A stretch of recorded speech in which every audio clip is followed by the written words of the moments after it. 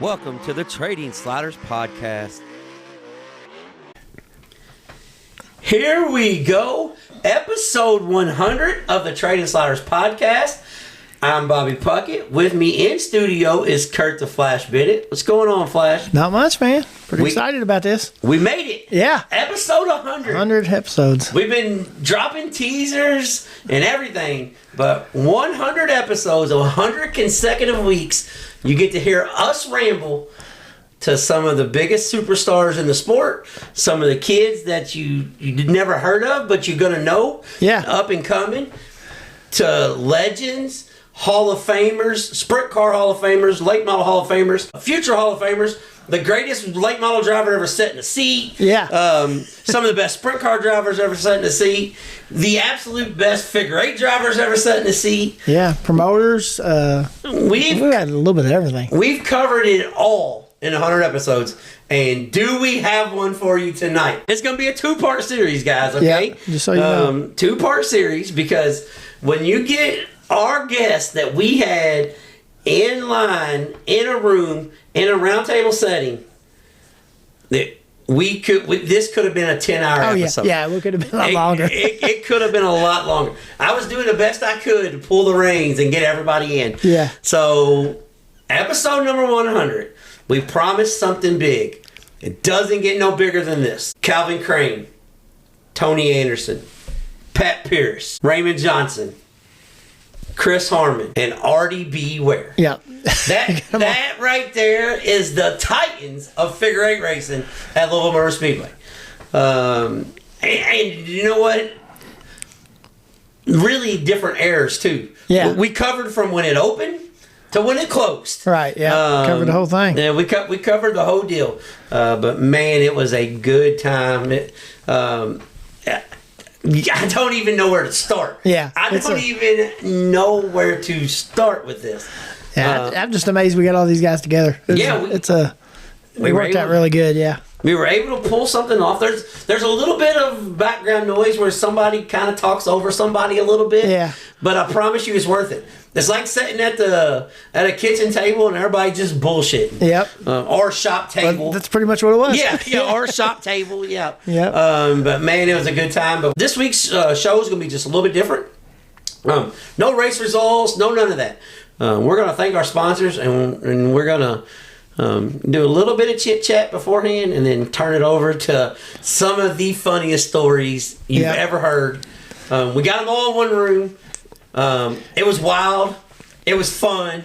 There was no throwdown, no fist fight. No. And people wondering, did you talk about the incidents? Oh yeah. We talked about the incidents. Yeah. Okay. You've heard your family tell the story.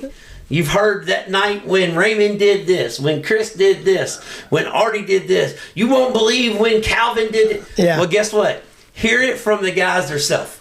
They told you. Like Raymond said on one of them, the funniest thing ever. He said, I'm going to let him tell the story, and then I'm going to let him tell his side of the story, then I'm going to tell you what really happened. Yeah. It's pretty good. So it was a fun time. But housekeeping notes, we have to take care of our sponsors, the people that help us, help bring this out each and every week. This week here, like I said, we're not going to have no crash of the week. We're not going to have no slider of the week. We can still have crash of the week. Yeah, actually, we have a bunch of crashes of the week that we talk about. Yeah. But if you're in the area and, you're needing something that our sponsors provide, reach out to them. We'd like to thank Diesel Boys LLC for coming on.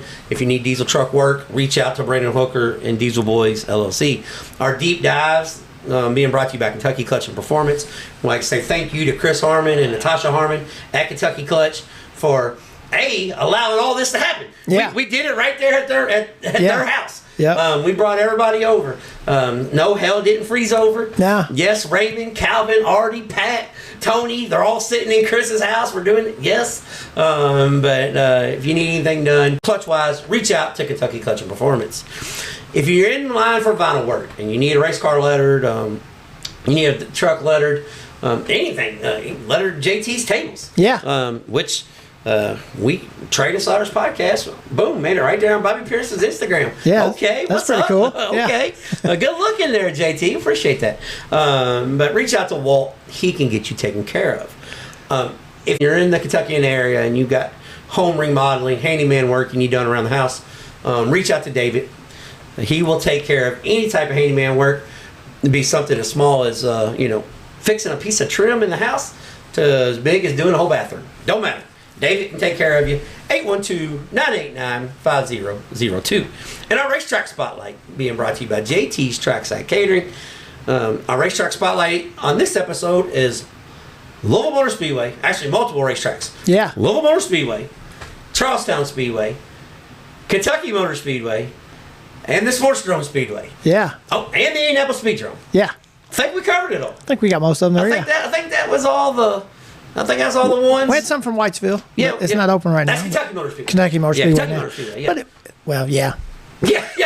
It was always Whitesville to me. Yeah, I know. Yeah, Just like Little Salem. Yeah. Or Owensboro, whatever you want to call it. Yeah, whatever you want to call it. Yeah. But if you're in line for a catering and you need some catering done, reach out to JT's Trackside Catering. If you have a dirt car and you, especially a modified, but if you're in any type of racing and you have shocks that need to be redone, revalved, you can reach out to Bandit Race Cars. Brian Barber and Bandit Race Cars, they are a Fox Shocks representative. Whoa, you said it right. I said it right on one time. Yeah. One time. First take, Flash. Yeah. I'm all geared up, man. I'm ready. Yeah. I'm ready for people to hear what we heard a few weeks ago. Yeah. This has been the hardest one to not just put out as soon as it got done. As soon as it got done, yeah. I was like... we did have to wait like 3 weeks to put this out. Yeah, so. I'm like, I want people to hear this shit. Like, this is funny. But reach out to Brian Barber. He can get you taken care of. If you're into streaming and you love watching streaming, there's Dirt Vision, there's Flow, there's all kinds of streaming apps, but RacingDirt.com has everything covered for USMTS, the best modified drivers in the country, the Heartland Late Model Tour. Reach out to Trent Berry and RacingDirt.com. Tell him that the Trade Insiders podcast sent you that way. He might even give you a little bit of a special. Might even be a little promo code. Yeah. But tell him we sent you. He'll take care of you. Our past guest segment, which all of these guys were our past guests with two. Yeah.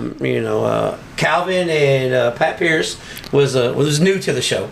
And Pat really didn't know how it was going to work out. Right. That's funny. When we start the interview, you'll really laugh. Yeah. Pat really didn't know. He's like, all right, once we get started, I'm like, bro, we've already started. Yeah, we started 5 minutes ago. Yeah, we done started, man. But if you're in the Louisville area and you need lawn and landscape done, reach out to HCC Lawn Care. And if you need anything hauled, where you need heavy truck, gravel, topsoil, mulch, anything that need a big load, reach out to Whitaker Trucking. They will take care of you. All right, Flash. So there's our sponsors. Thank you guys. Like I said, this is going to be a 2-part deal. And I'll be honest, where we stop it and where it starts back up, it just so happens. Sometimes we just get lucky, Flash. Yeah. Sometimes it just works out. Shit just works out, okay? But with that being said, I'm going to put this out there right now. With this episode coming out on Sunday, the next episode, part 2, will come out on Sunday. But, and I'll put this out when we do it, if we get 100 shares. So if we get 100 shares of this episode, all right, it shouldn't be hard to do. Yeah. We had 50 on a teaser. Right. So if we get 100 shares on this episode, it may come out a few days earlier. We may put part 2 out on Thursday or Friday. Yeah. So I'm just letting you guys know. Everybody keeps telling me they want the on racetrack segment. Yep. This one here is amazing. Yeah. And you'll want to hear part 2 right after part 1. Yeah. And I was thinking about this too, because I know we got a lot of people that don't listen when we have our local stuff around here, But man, you guys need to listen. Everybody needs to listen to this, because you have the exact same thing that happens wherever you're at. It's just a different group of guys, and that's what makes this so cool. Because I know everywhere in the country is just like this. Well, here's the thing. We make no bones about it.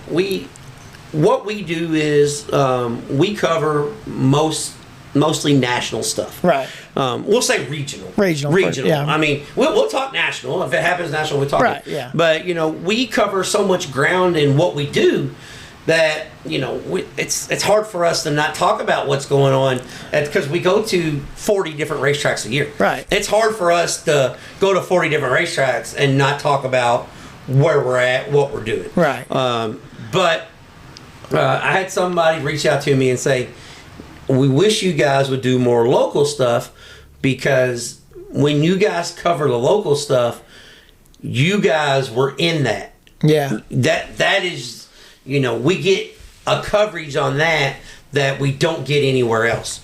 When you guys cover the local drivers, they changed your diapers. You and Flash raced against them. Right. I mean, you guys went on road trips together. You went on vacations together. Right. And what I will say to this is, we love doing the locals. Oh yeah, that was the original plan from the start. That was the original plan. Look, we're gonna get our buddies together, tell old racetrack stories. But this thing has morphed into something that just the snowball keeps rolling. And I was told a long time ago that long form interviews don't work. Right. They don't work. So don't do that. Keep it short. Keep it sweet. 35,000 followers and listens and downloads a week says it works. Yeah. So, we're trying something that's different than what other guys do, and that's okay. Like, short interviews, that stuff's great. That's just not us. That's right. We talk too much for that. Yeah. Yeah, we talk too much for that. And the thing is, when you come and hang out with us each and every week, then we appreciate everyone that does. I mean, we've got guys that are new to the show that's catching up on other stuff, and then we got guys like our buddy Robert and Dylan Kalin and John Dole that's listened to every episode every week since they come out. We want to bring you an experience of hanging out with the race car drivers that you don't get anywhere else. Yeah. And, and that's why we do all of our, that's why none of ours is over the phone either. Cause it's so much more genuine when you do it the way we do it. So. Yeah. We just want you to when you get done listening to our stuff. We want you to feel like you're in the garage with them while we're doing this. Yeah. It's like, damn, that's cool. Yeah. Damn, Anton Hernandez is cool. Yeah. Man, I had somebody tell me. My wife even said that today about that. She said, I listened that day. She said, that was a pretty good episode. Yeah, that was a good one.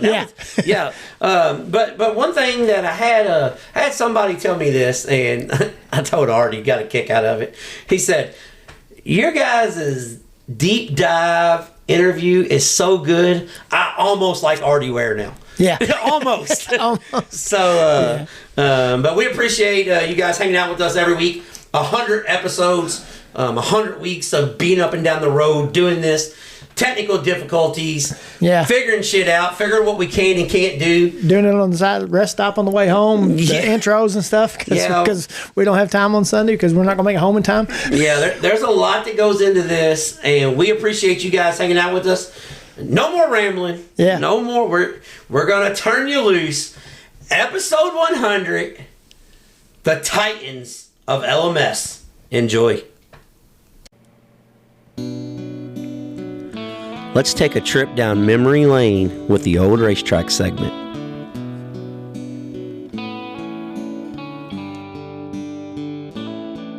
We were there every Friday night when we were kids. We would sing along to We Will Rock You as they pulled out of the pits. Did you pull for Blackwell or Harmon? Did you go just to see some carnage? Yeah, I still smile every time that I look back on it at the old racetrack.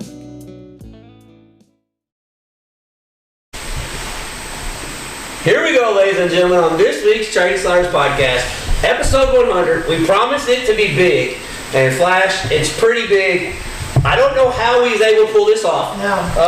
I have no idea, but I'm just going to go around the table from right to left. So this is an old racetrack segment. You guys, you all right, Pat? Pat looks nervous. You good? Well, I'm looking around. I don't like Well, you just look at your Usually if I'm with these guys, I get knocked out. Yeah. Well, he's wondering who's going to spin him. I'm surrounded by I'm thinking a game of dominoes is going to break out. Yeah, something.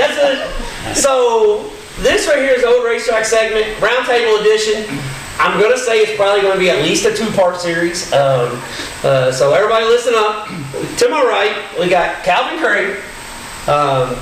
Sitting beside him, he's got his enforcer, Raymond Unconscious Johnson. So Raymond and Calvin, they sit opposite of everybody else. It's like we're still at Louisville. They're like, Calvin's like, I don't trust nobody. Well, I've done it a long time ago. You don't put your back to him. Yeah, well, see, Calvin, you don't need Watch him. Yeah. Next to Raymond, across from Raymond, we have Artie B Ware. Next to him, we have Pat the Wild Man Pierce that don't trust nobody.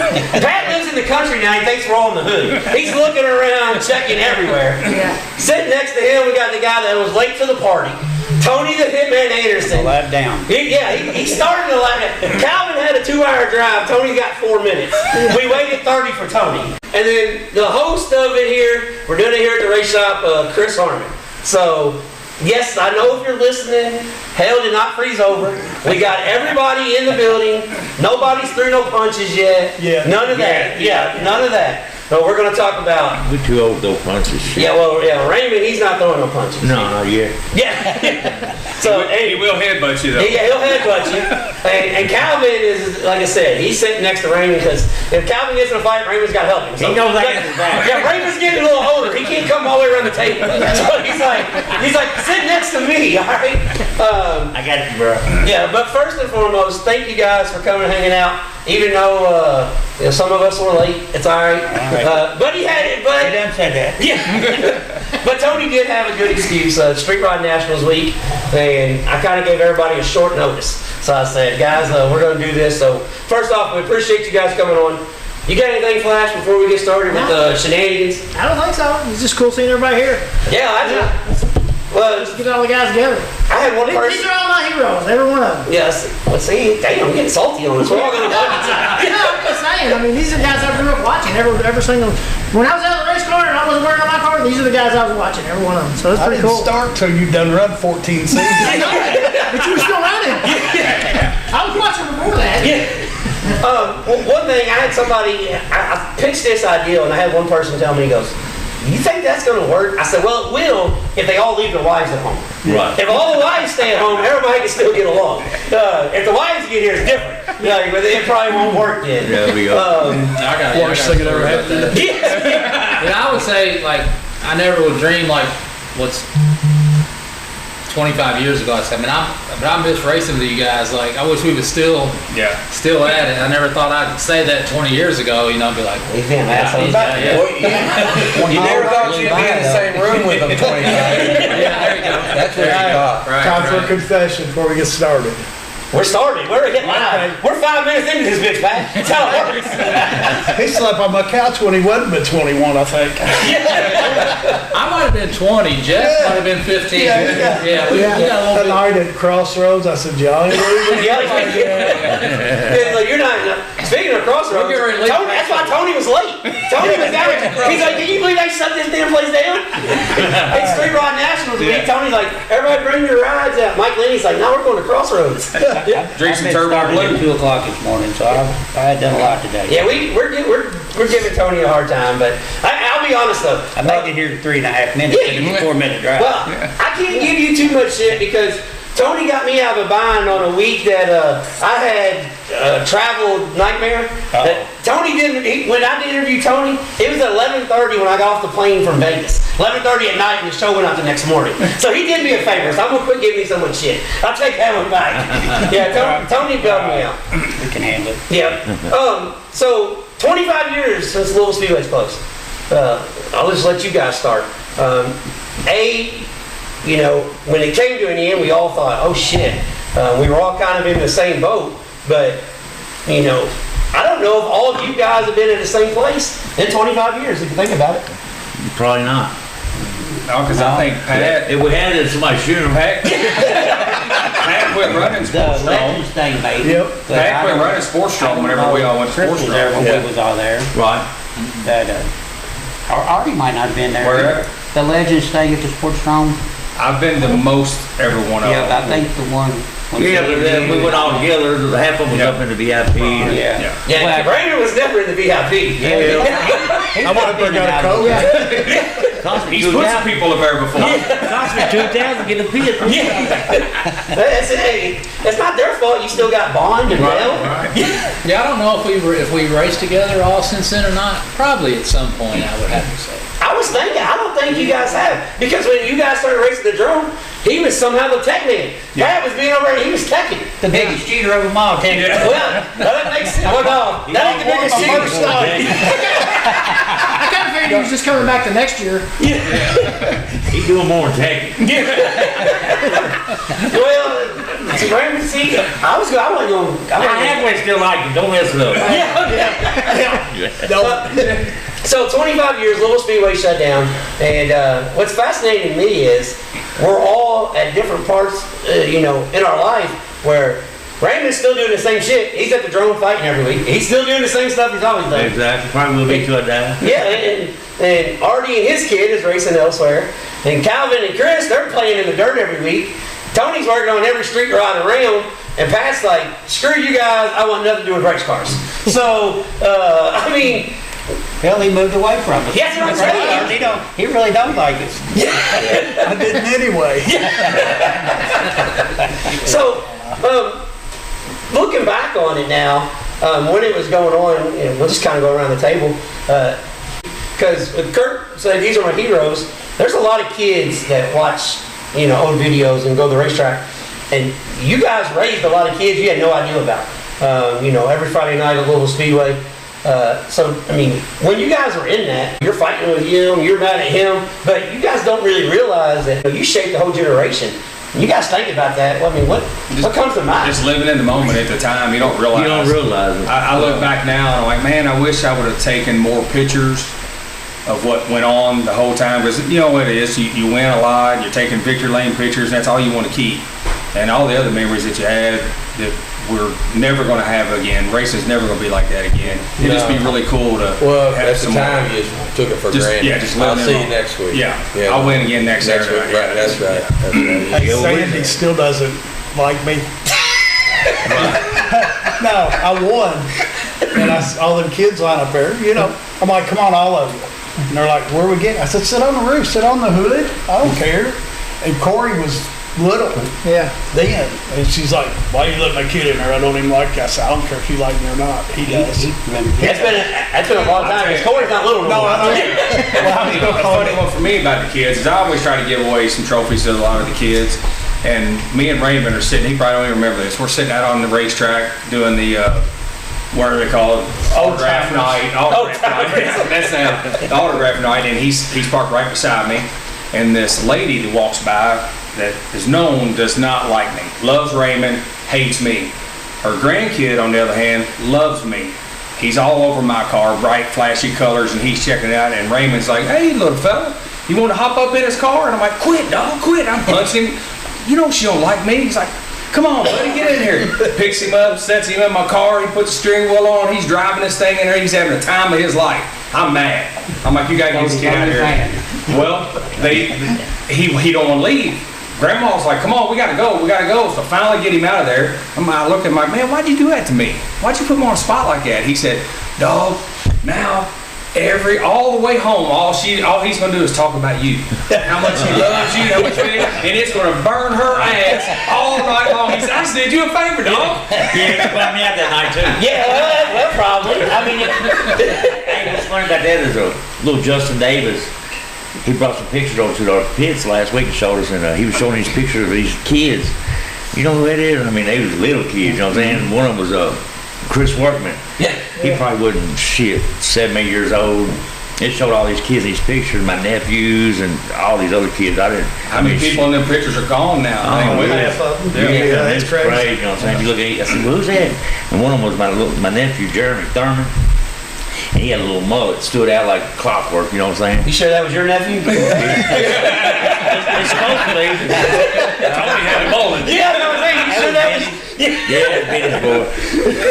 But he had some old pictures, and matter of fact, I called Justin Davis. I said, I had a bunch of my memorabilia and stuff, and still in totes. And I said, you want some of that stuff? He said, what you got? I said, whatever's in the garage you can have. He said, are you serious? So I said, yeah, come on in. I said, you better bring a truckload.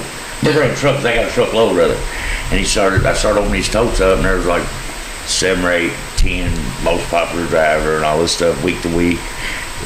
What was it? Top dog. Top dog of the week. He said, Austin Myers. "Are you serious?" I said, "Take them all." So he's put a bunch of them on, on the Yeah, internet. I looked through all that. That's pretty cool stuff. Yeah, I looked Same at all the thing. pictures. I like Well, Chris gave me an idea. I come out here one year, and I just would end up throwing trophies away. They have enough room in my garage to put them up there, and I come out here, and Chris had taken the bottom plaque on the bottom of all these big trophies and dismantled that and just put that up there instead of this 8-foot tall trophy that took all this room. I'm like, man, I wish I'd have thought about that 20 years ago. Yeah, so that's all I got left from that 300 from Louisville. gave all mine to an organization for racing go-karts. That's exactly what I did. And they took and they just plated them. Yeah. And But Chris kind of did the same thing, except for if y'all won a fifth grade madness in the last 10 years, it was one of his old trophies.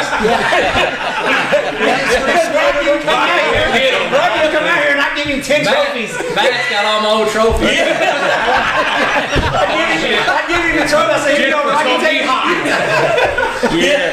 I throw away a lot of trophies, and I give a lot to the slot car track. I guess I might give them away and stuff like that. But yeah, no, I did give the plates off a lot of them. I still got all of them somewhere. every time Rocky come out here, I send him back with 3 or 4 trophies. He's like, this year's madness trophies. Yeah, which is, man, I have to make sure Matt takes care of them. But they've been recycled. I've been won twice. I do have the World 300 trophy still.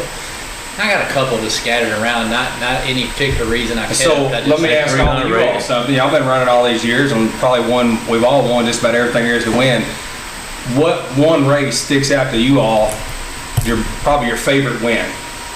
I ain't gonna lie to you. I'm gonna be honest 100%. Can we cuss? We're here. So we're fucking one.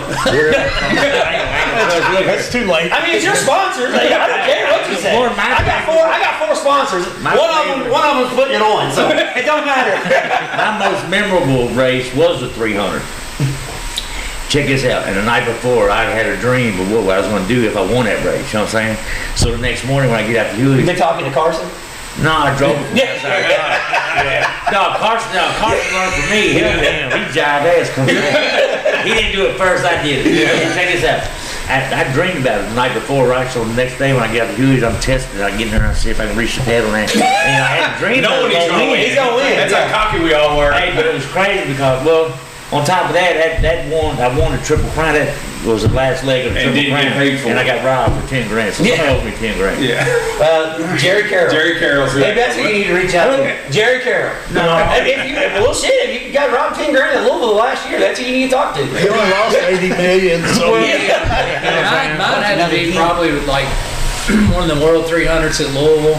I think Raymond was been leading most of it. It had a low. And I run him down at the end. I just remember catching him about 3/4 in the turn. His car started getting a little wheel hop. I thought, Blow him over. I can remember leading it, and he split 2 cars that hit me. you sit next to You remember that? You remember that, don't you? Well, how many of those? I drive your What, they car? have 3 Sportstrom? Yeah. They had a Sportstrom had a 300 3 times. Yeah, I think so. Food for fact, or whatever we're gonna say.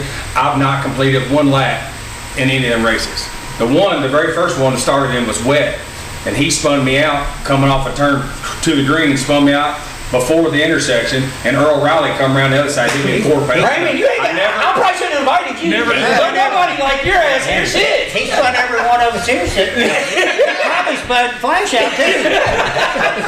Hey, he spun me for a trophy one night, a heat race. Last lap, went in there and rooted me out. I'm like, all right. Remember? Yeah, he got the that's flag. because he never paid me for that body you've had. He got the flag. I hit him in the rear wheel. Just a bat, He and the would axle win. broke. He would win Friday, Saturday, Sunday every week. Back in hell. Yeah, he had them polys. Early night. Yeah, y'all didn't know about the polys. I had his motor in my car. I won Friday night at Louisville. He crashed Saturday at Sportstrom. We stayed up all night fixing it. I went to Charlestown. I won the heat. I think he won the trophy dash or the heat, vice versa. Right. And I was leading the feature. This son of a bitch was behind me, spun me out a couple laps to go. Damn. I said, You didn't sit that way. I said, what are you doing? He said, you ain't gonna beat me every night with my motor. And every week he took his motor back. Hey, yeah, so look here, that very same motor, look here, let me tell you about it. his little flat top 377, you know what I'm saying? Oh yeah, one of Calvin's motors. One of Calvin's motors.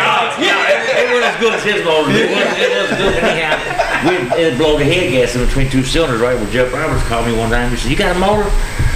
I said, "I got that 377 underneath the bench over there. It's got that burnt block." And he said, "If I fix it, can I use it?" I said, "You can use it till you beat me with it." So sure enough, he takes over miles on Dixon. The guy took him 2 pistons, put them down, put some rags in there, and he welded that block up. Julio put it in his car, and we go to Charlestown the following Sunday. And sure enough, I done won 12 or 13 in a row, you know what I'm saying? And he done put an ass whooping on me with my motor, right? So I'm here with Chris's car, and we're pitted two rows from one another. I'm getting out of cars, he comes in, his head's real big, you know, he's got to be his ears anyhow. So I knew he could hear me, you know what I'm saying? Julio, you hear it, you're going to know what I'm talking about. So look here, I knew he could hear me, I said, good job, man, you're a motorbike. He's mad at him up. He'll tell you. At least you didn't spit him out. He What could catch him? Hey, I got my motorbike. Tony, what was your most memorable win? Probably the 300. That's only because I didn't know nothing about the big trophy. Buddy Bertries and Mike was talking about it. We got there early. We won the night before, and Mike said, "Just go up here and look at something." I said, "What? That ain't a person in the stands." So I didn't know what the hell we was looking at. He said, "Come on." I said, "What? Where are we going? Ain't nobody here." And we walked up there, and that was hooked up to the flag stand there. He said, "See that right there?" I said, "Yeah." He said, "What's going on with us tonight?" I said, "All right, cool." And then we led like 276 laps over it. So, It had lap money too, didn't it? yeah, yeah. Yeah. Tennis shoes for a year. Some little kids got tennis shoes for a year. That was cool shit, wasn't it? Yeah. Lap money and all that stuff. Time changes now. That trophy was 15 foot tall, and you remember well, he was in the pictures, and I didn't see this till his funeral. I had never seen the picture, and he said, "What are you going to do with that trophy?" I said, "Hell, I don't know. It won't fit in my house." And because I didn't live over there then, and he said, "Well, it'll fit in my kitchen." And I thought, "Well, hell, what's in your kitchen?" So, you know, they took it apart and made 2 trophies out of it. Well, I went to his house later on for some, I don't know what, and I walked in, I said, "Damn, that trophy would fit in here." His kitchen was that tall, it's some shit. Yeah, that's cool. That trophy was big. Anyhow, I seen the other I half of seen mine it out hanging out there. the back of the van. Go pull out of the The pit. Brown Hotel. Yeah. That ain't a van. That's the Brown Hotel. Hold on. No, you don't want to go there. I wasn't going to talk about pulling out the pit. So one night at Louisville, Pat was leaving, and we're going to talk about y'all's race cars and everything, but it was the famous primer with fluorescent letter. Oh, yeah. So Pat's leaving, and I yell at him. The He's probably ugliest ready to kill me. primer Yeah. I've seen. He's probably ready to kill me now, but I yell at him like, because Hickey just brought all the cheeseburgers out. So Pat's leaving. You know where I'm going. I said, "Hey Pat, you want a cheeseburger?" He stops. They didn't tie the car down. It went through the tire rack, through the dually Suburban in the back of it. Oh, God. Boom, the car's in there. Pat's like, "Oh my God." So I felt bad. I went over and got the racetrack record and helped get it out of the back of his Suburban. Lowrider. Yeah, the Suburban was like, Yeah, well, he lost his after the race. One night we was going in Louisville. Yeah, that's right. We're about to the winning. You say, "God damn it, Raymond, go get the car." And, you know, where you going to the driveway to turn off the hour loop. Your car went straight. It made it all the way there. I just rolled right off the trailer. I just went there and drove it in. But he pulled up the park and walked up, get in line, not even realize, didn't look at the car, didn't even realize he had a car. Yeah, the car was out there at the entrance. At the entrance. You would say, "God damn it, Raymond, go get the race car." He had an old van too, remember old green van? Green machine. We was going to Charlestown, we was late, everywhere we was late. Oh. We was going down. Not you late, no. Going to Charlestown, flying down the road. I was following him with my race car. That's when you had to go around the back of Charleston and pay to get in. We run up there and paid to get in. Oh, yeah. He took off in his van and his trailer and race car stayed there. It broke off It the broke trailer. the thumb off there. We might have had a bumper here. 62 or whatever it is, Yeah. over railroad tracks, everything, and it broke slick off sitting there while it wasn't moving. What about those sunroof it had? Didn't have no sunroof in it. I had a piece of plywood with a 2x4. Every minute they moved right there, Roy be changing man's diapers, throwing dirty diapers out the sunroof. Right down the road. Yeah, we was coming back from Whitesville. Remember the time we was coming back from Whitesville? So the alternator goes out. Well, Raymond gets up and takes the generator, hooks the battery charger to it, runs it to the Battery. battery, So we got the generator running with the battery charger, charging the battery as we're driving down the road. And he still had the radio on. He pulls the cover off the engine. He's in there setting the timing as we're driving down the road. Yeah. Hey, that's not like one time we went to the Indy, run a 3 hour. On halfway there, we was right there by Edinburgh. The transmission went out one of them. Well, Jimmy just had the Duramax. He said, "I pulled the rest of the way, hey." And all we had was like a 3-foot strap. He backed the open trailer and the Duramax up to the front of the box man. You couldn't even see. I couldn't even see the trailer. I could back the race car. I tried this man. Nothing. You know what I'm saying? He didn't go slow. No, he didn't go slow. The guy was in the opposite lane looking at us like, what the hell are they doing? It looked like I was pushing him. It's like, hey. That's right. So I changed the transmission outside the Indy for 3 hours. Yeah, you remember at the indoor one year we run them 84 front, 84 Camaro calipers on the rear of these old cars. We're in the indoor one year. And the tech man here says I had drum brakes. And my caliper broke. Busted the caliper. It was just destroyed. So I'm done. We're loading up dirt. Gotta have rear brake. I can't do nothing with it. And Raymond said, "No, dog, we got this." We swear on the Bible. We went out in the parking lot, jacked this lady's car up, took her front caliper off of her car, street car, put it on my race car. We raced that night.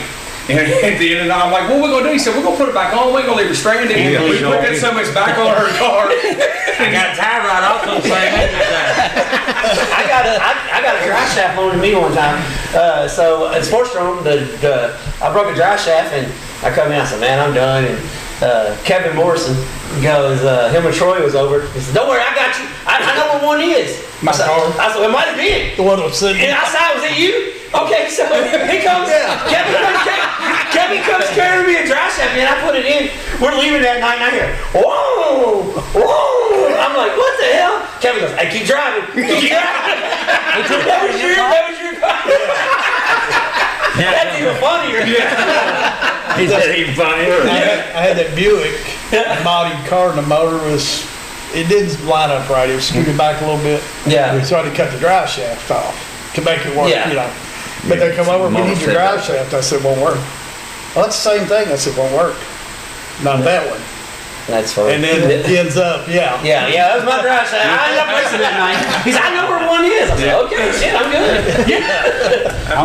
I don't know if we can tell this one or not. What about when we was going to Whitesville with my father-in-law on the road back? He was going to drive the Cadillac. He was in front and I was in the back with the black truck and trailer.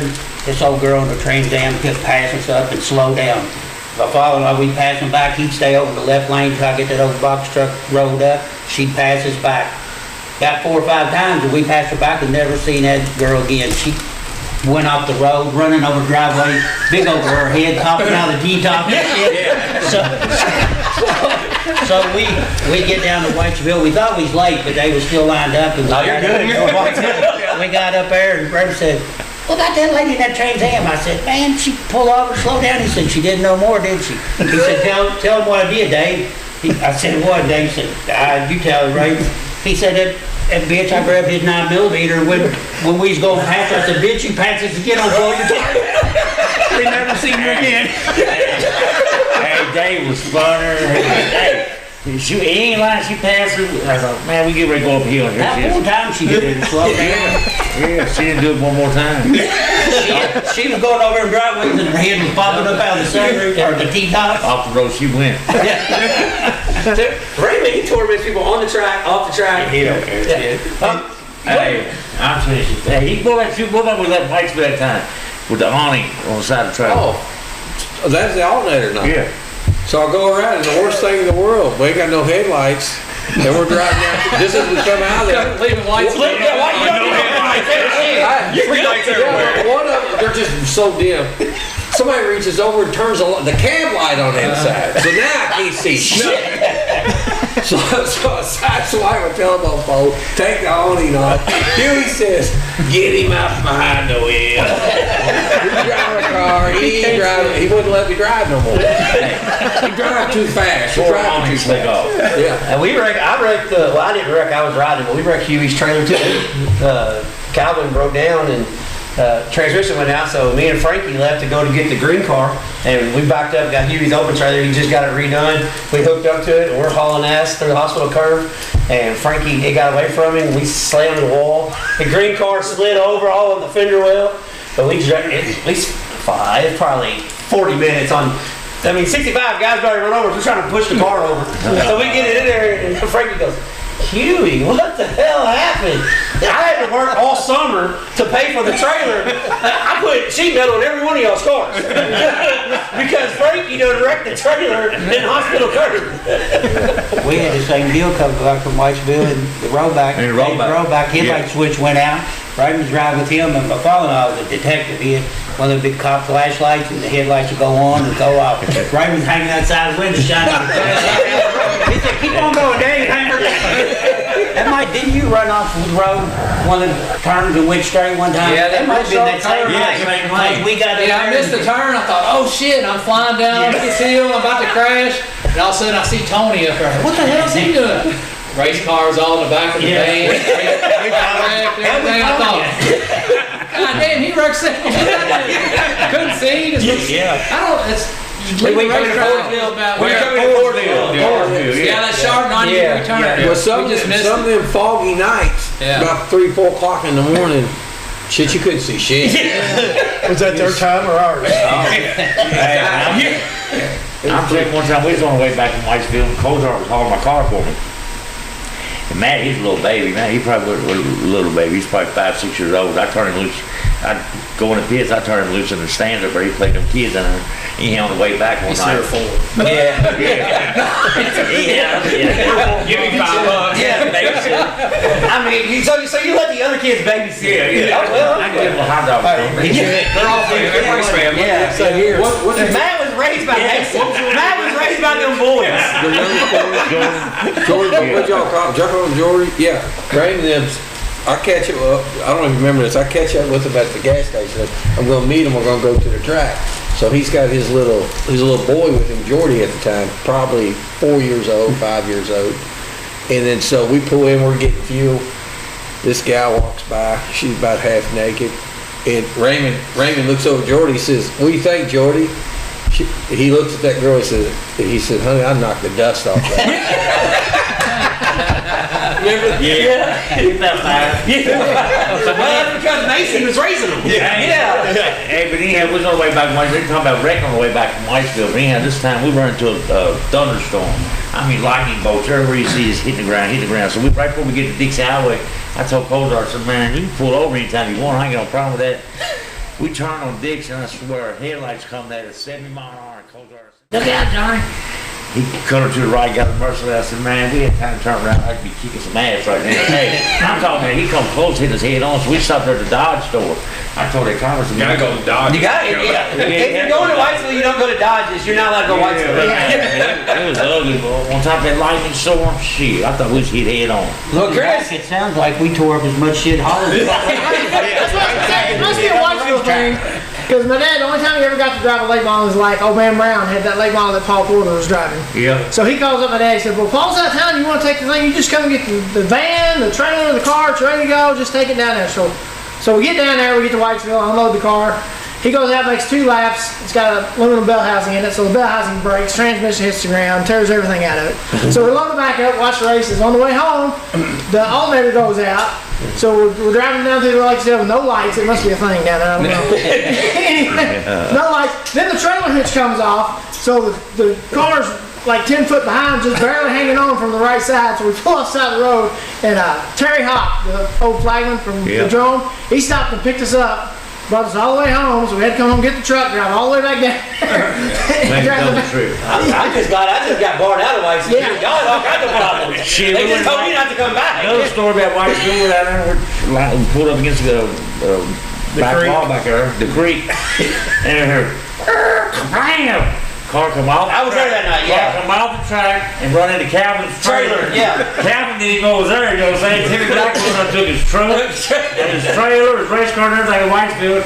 And Timmy Blackwell said, "What am I going to do about this, Raymond?" He said, "Calvin don't even know I got it yet." He said, "You better figure out something, you fucked his trailer up."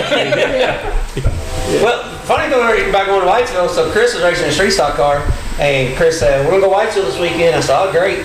And he gets on 65 and goes to Western Kentucky Parkway. Yeah. I said, where the hell are we going? He said, we're going to Whitesville. I said, I've never been to Whitesville this way, and we are not going to Dodges like this. I said, I'm driving us home. What the hell are you doing? You're going way the wrong way. That's the way You went that way. Yeah, that's the way we did. Yeah, You got mad because I run 70, 75 on the parkway. Well, even from here though, it really. Yeah, I told Chris, I said, no, hell no. No, I'll drive from now on. We're not going that way to Whitesville no more. Yeah, I got relieved in my driving duties. Hey, I had him in the black 550. It's got air conditioning from hell. This little dirt car deal down at Hold on, don't say little dirt car. Dirt cars aren't little deals. Oh yeah, it was in Soggy Bottom. Okay, it's probably a little dirt car deal then. Back to the Amazing Boys again. Yeah, them boys. He was asleep on that door over there, and everybody. I drove the truck. I drove the race car. I got to drive us home. Everybody else in the back sleeping. I got this air conditioner on. WFO. I'm like, I got to stay awake. Got to stay awake. We stop at E-Town at White Castles. I said, get out. We got to eat. He says, I don't know what's wrong with this truck. His lips were glued. He laid against that window, and Ernie turned the air so it would go bang. He's froze. His arms are shaking. I said, God damn, Huey. I don't know what's wrong with that truck. Something, all the air's on that side. Hey, old Huey boy, he was something else. Yeah, he was. Hey, we went to pick him up. I went to pick him up at the nursing home or rehab, whatever it was. And Martha told me, she said, Did you leave a smart car there? no, Dad took keys from him on that. That's before he lost his, that was after he lost his keys. But anyhow, he come to me when that happened. He said, I need you to take me to the dealer and get a key for my smart car. And Martha's behind him, looking over his shoulder, shaking her head, like, no. He didn't lose his key. She told me, she said, he didn't lose his key. I took his key. But anyhow, that was separate. But this time, he'd want to go to, it was down in Whitesville. The Calvin was running the car down in Alabama. So I made plans to pick him up over to a rehab over on Stone Street. Well, Martha told me, said, I'm gonna tell you right now, Raymond, everything's gonna be good. You gotta really part ways. He's gonna get emotional. I said, I'll probably get emotional with him also. It don't matter. So anyhow, so when we went to pick him up, they gave me all his prescriptions in these little Ziplocs that had the time roll on. So I told Jimmy and Calvin, we all set our alarms on our phones so whatever time it was on his medication. Well, we get down there, and it was kind of getting chilly. We didn't bring no shirt with it. My brother had one of them tumbleweed shirts on it. It had said, need weed, right? So we give Huey a shirt, and he didn't know what was going on. You know what I'm saying? He walked with his cane, had a big shirt on, said, need weed with a big question mark. I said, Huey, watch out for the police. They think you're selling marijuana. He said, fuck them police. I ain't got no goddamn marijuana, man. He says, I said, go up and see taking them pills, Huey. They think you're doing drugs over there. He said, that's my medication. But yeah, as the night went on, he got cold. They used like the Pat said his lips started turning blue.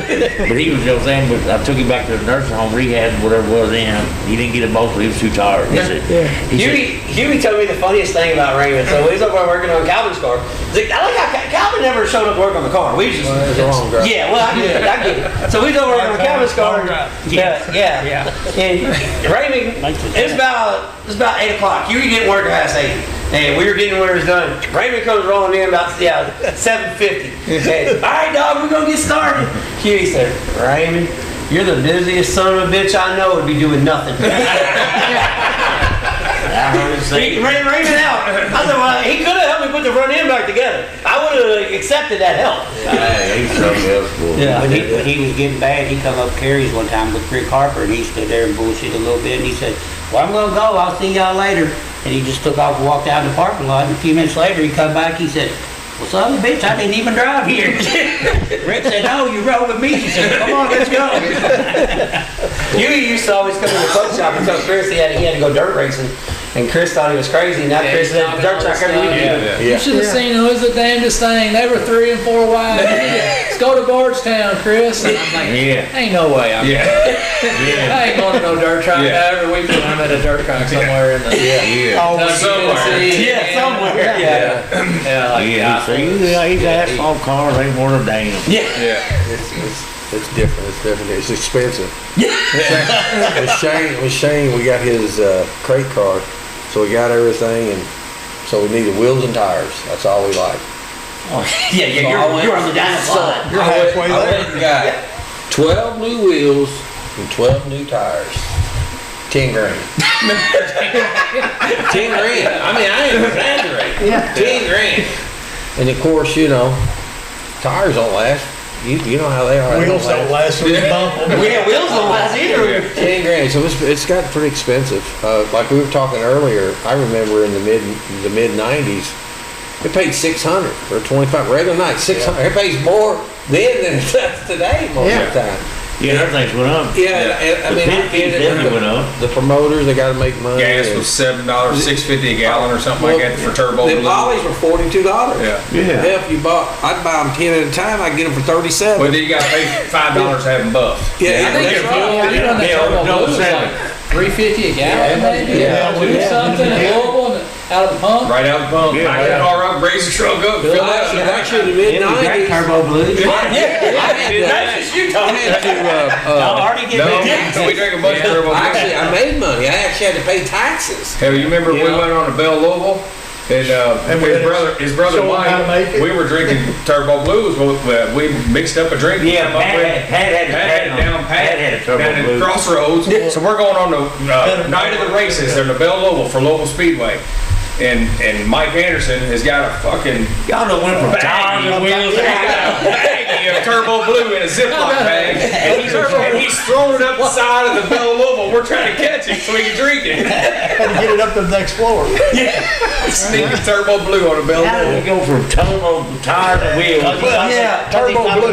He talking about gas. I'm talking about that expensive ass Turbo Blue. Raymond never ran expensive gas. He ran junkyard gas, didn't you? I mean, hey, let me tell you a little story. Marshalls had. Whatever Marshall. Hey, let me tell you a little story about some gas. Don't be robbed. Don't get from Bob. Let me tell you about some gas. Look here, I'm gonna tell you right now, Pat, don't even give me a look. You don't want to get this. So look, I got a key. I had a key to the rear gate at Charlestown Speedway. We could go back and practice These are all on.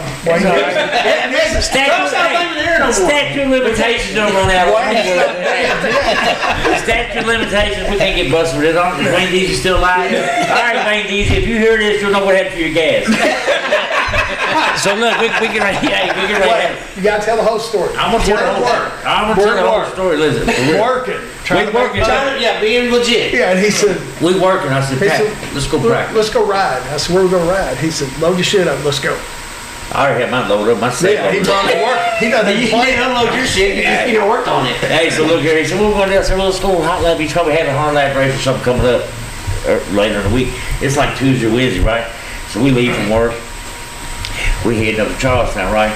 So we get up there. I'm still in the dark. I'm just following. He don't know what's going on. He just following with his. He knows what's getting ready to happen as we get. We got a race car, 2 race cars, 2 trailers, and 2 trucks going up 62. He knows where you're going. He knows where we're And going. ain't no help, just the two of us. Yes. Hey, look here. We get up there first. We get up there and he said, I act like I played dumb for a minute. He said, what we gonna do? I said, we're gonna practice. He said, how we gonna do that? So I pulled that key out. I said, I got the key. So we go in there, I lock the gate back behind us. We unload the cars. How'd you get a key? Clark Nichols, you listen to Clark, thank you very much. So look, Hey, how'd you get a key? I off the gate back, but it ain't like nobody wasn't gonna know y'all was there. Yeah. I said, I figure we got 15 or 20 minutes before somebody says, I hear race cars. so look, we unload cars, Matt goes out and makes about 10, 15 laps. I go out and make about 15, 20 laps and realize we just had run a 100 lapper the week before. The last race we run was a 100 lapper the week before at Sports Zone, so we was both low on gas, right? So Pat said, what we're gonna do for gas? I said, I'll tell you what we're gonna do for gas. We're gonna get some Wayne's gas. Hey, we had this big 10,000 gallon. Hey, didn't have no way to get the gas. They had to pump it out. It had locks everywhere except the vent. The vent All was you over there do is flip checking. it open. He said, how do we gonna get to the vent? I said, I'll show you how. So I go over to the trailer up there. Somebody's over there doing some fucking. Cause I can see through the window and there's somebody's drawers and boots laying right there beside the bed. You know what I'm saying? I didn't see no activity, but somebody doing some fucking. Anyhow, so I thought, well, they ain't gonna bother me getting the water hose already. So I yanked about 10 feet of the water hose outside the trailer, 20 feet, and I piled up on top of that big old tank of fuel. Pat said, what are we gonna do? I said, you know what I'm gonna do? I stuck it down that vent. Well, I kept that gas, it was nasty food. I sucked a little bit of it in once or twice, but next thing you know, we done had all the tanks pumped full. The van, both tow vehicles, both race cars, hey, and all of our gas trucks. Thank you, Wayne Deasy. The following week, at the drivers meeting, they said, I ain't gonna miss no names. Y'all know who he was. I catch y'all on my property next time, you're gonna get prosecuted. I looked over at Pat. Pat looked at me like, who's he talking about? We ain't practicing no more. Well, that's the same year that he would have paid, was it 1,000 for fast qualifier and 1,000 for a 100-lap race or something? So I went to qualify. Okay, run the 100 laps, so I get 1,000 to qualify. Yeah, just qualify and go home. I did. Put it on the trailer. He's the first. What are you doing? I said, I'm done. You ain't gonna race? I said, no, I just made $1,000 for one lap.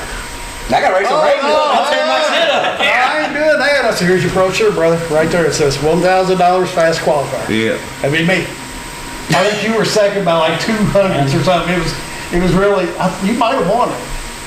It was a big race, yeah. He wouldn't pay me no free gas, so I'm What about stealing the back tire off a U-Haul truck all the way? That's one thing I gotta say about this dude, man. We're going to Indy. He would never go till he raced I the 300. I gotta drive. I said, well, here, I won't drive this year. I had that sizable car. I said, we'll go you race. Get you a couple of sponsors, you race. So we go up there in my step van and it blows a tire. So I think Timmy and them had to spare on y'all's cube van before, so we didn't have a spare. So we pull in this little gas station. I don't remember where it was at, but they had U-Hauls there. So me and BJ, Benny was with us, Raymond, I don't even remember who else. So he said, y'all go in the store. So we pull over there, Raymond gets the jack out, me and BJ walked in the store. The guy said, where y'all headed? He said, Indianapolis. And he said, where are you from? BJ said, Florida. Everybody's like, oh, we get Florida real quick. So we go out, and Raymond's got the tire off, and on the thing, he put the tire back on the outer so they wouldn't know that the inner was missing. I said, come on, Raymond, somebody's gonna pull in here. Come on. He said, man, I got Tiny's left. I said, hell with them, come on. He said, man, what if somebody comes drinks this and drives down the road with the tire falls off? We gotta tighten the damn thing. Raymond's the most honest thief there is. Yeah. He's like, we gotta make sure they're okay. He put the caliper back on, he put the brakes, and he put the wheel back on and tightened the lever. Chris, so your wife's gonna listen to this and say, I told you he wasn't all that. I've been telling you this for a long time. Y'all talking about the Triple Crown, so I'd won both races, and we were coming down as the Mid-South 100. I think Calvin was leading. I think I passed him towards the end, and we're coming down. We're side by side. We're beating and banging a little bit. Well, he gets me the last turn and bangs me, gets me off track. Wasn't too big a deal. He wins. And after the race, went over him, Victor Lane, good race, shook his hand. Well, the other night I asked her, I said, you remember that Mid-South 100? She said, yeah, that Calvin Crain, he run you off the track.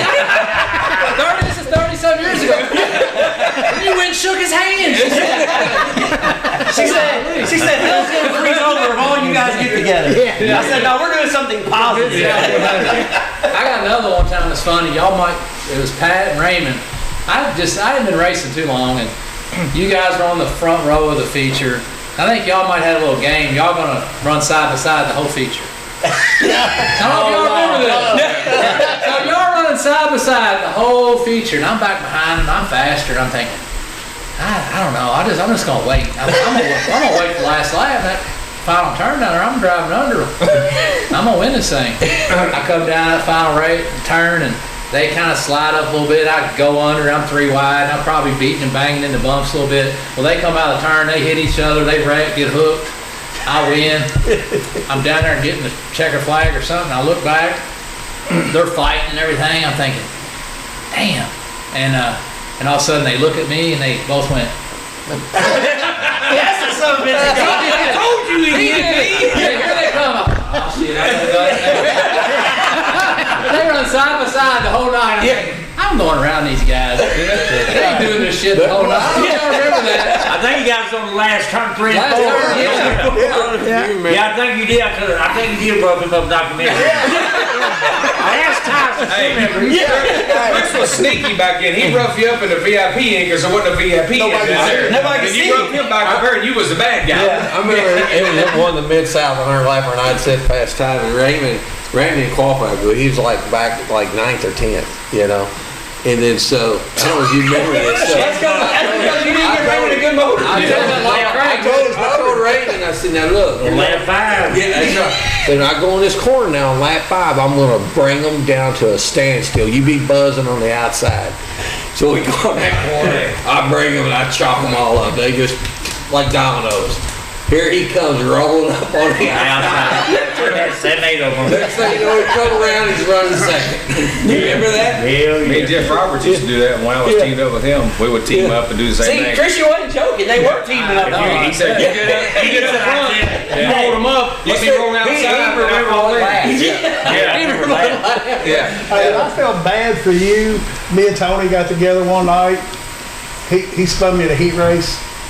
Like, It had to be accident. yeah. Oh, no, 100% His son got his I eyes. had new tires, so I need to rough them up. And I told everybody, I said, hey, just go around me and be good. We go in, take flag, and he, bam! I'm like, God damn, you know. I couldn't get around quick enough. Well, I know. But I waited, you know, driving this day. Like, I'm going to get him back. I got 10 laps. It was like 8 laps in, and you were right behind him. I like, everybody's got to know what I'm going to do, you know. I turned him, but when I turned him, you had drove down. I think he went up over the front of your car over the hood or something. And what one of those In a $10 heat race. We called it about the board, the video on Facebook. Yeah, for $10. Yeah. Yeah. Because you were too tight to pay 20 to get your tires cut. No, I had him cut, man. All that. Hey, I'll tell you one time. Ooze and juice. I don't know what it was. Talk about a team like me and County. One time, Jeff and Chris. Well, they was after me for Louisville. I'll never forget this. Hold on.